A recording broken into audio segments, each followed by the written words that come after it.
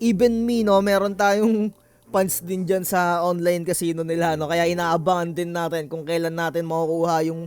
Yo, what's up mga tropa? Pagkatapos nga ng mag-trending yung kumakalat na balita na si GCash daw ay mawawala na dahil nga nawala na sa App Store or sa Google App yung kanilang GCash na application, ay naglabas na ulit ng advisory itong si GCash, no, na bumalik na daw sa Google Play Store yung kanilang application na GCash. Huwag na kayong maniwala sa mga nagpapakalat ng mga fake news na si GCash daw ay mabubura na dahil hindi naman agad-agad mabubura yan ng ganyan-ganyan. Yung mga fake news niyan, wag natin ipakalat yan dahil eto naman si GCash talaga namang regulated talaga to ni Bangko Sentral. Talagang yung mga pera nyo dyan ay pinoprotektahan nila, although may mga senaryo talaga na sumasablay talaga pa rin to si GCash. So ayun, mas search nyo na ulit si GCash sa Google Play Store. Pero sa ngayon, no, yung mga tropa kong mga nagsusugal-sugal dyan, yung mga mahihilig magsugal, medyo kalmahan nyo lang, no. Alam ko etong video na to ay for follow up tungkol dito kay GCash at hindi naman tayo konektado kay GCash. Dito lang tayo bumabase sa mga advisory na nakikita natin sa kanilang page, no, sa official page nila.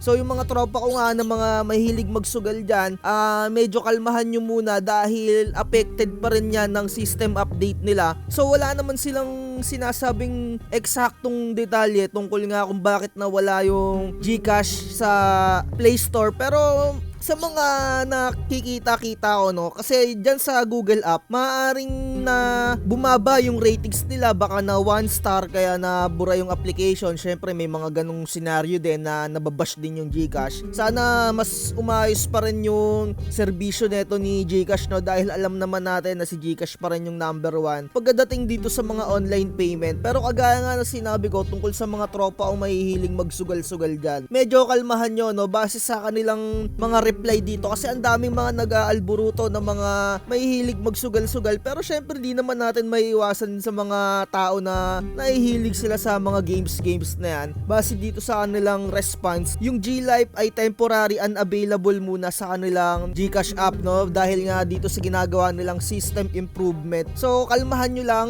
talagang safe na safe naman yung mga funds nyo dyan, no, base naman dito, no, sabi pa nila dito, rest assured that your funds are safe, no.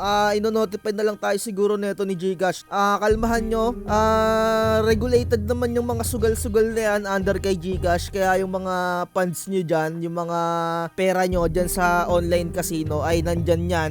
Make sure lang siguro, alam nyo kung magkano yung funds nyo doon. Kasi syempre magreklamo kayo kapag medyo bumawas. Yun nga lang, no, hassle nga lang sa side natin yung mga ganitong senaryo na bigla ang hindi activate yung mga gusto nyong i-withdraw, 'di ba, no? Pero ito, sabi naman ni GCash, no, rest assured that your funds are safe daw sa kanila. Ayun nga sinasabi ko, sana si GCash ay medyo ayusin pa nila lalo yung kanilang serbisyo, na alam naman natin na kahit pa paano sila yung number 1 na online payment dito. Yun nga lang, may mga syempre hindi natin nape-perfect pa rin, hindi nape-perfect ni GCash yung mga yung apps nila, 'di ba, no? So ayun, sana na-clear yung mga pag-uutak nyo sa mga nagko-comment dito sa video natin na kung papaano na daw yung mga funds nila dun sa online casino ni GCash.